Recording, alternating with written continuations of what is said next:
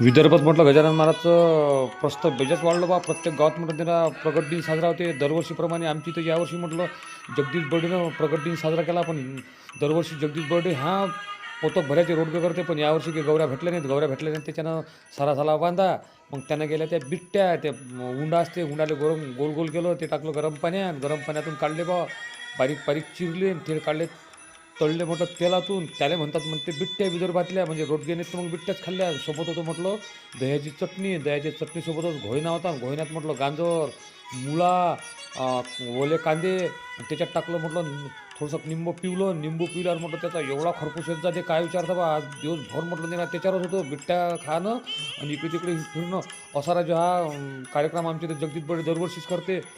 त्याच्यात म्हटलं मंडळाचे पुट्टे असतात. मंडळाचे पुट्टे म्हटलं एवढे असतात, मजा करत नाही. त्यानं कधी स्वयंपाक केला पताही लागला ना. त्याच्या ओले कांदे होते का नाही, त्याच्यानं अजूनच मजा आली. असं म्हटलं हे माऊली धंडेले जगदीश बर्डेनं जेवण दरवर्षी जेवण देते तो. हे आपण घ्या भाकरी कसा टपाऱ्या केल्या, पोट्टेच बिट्ट्या करतात आणि खाऊ घालतात. पण आमच्या गावाला जास्तीत जास्त मजा आली. तुम्हाला पापा तोंडाला पाणी सुद्धा पावर जमते का ते बजेट.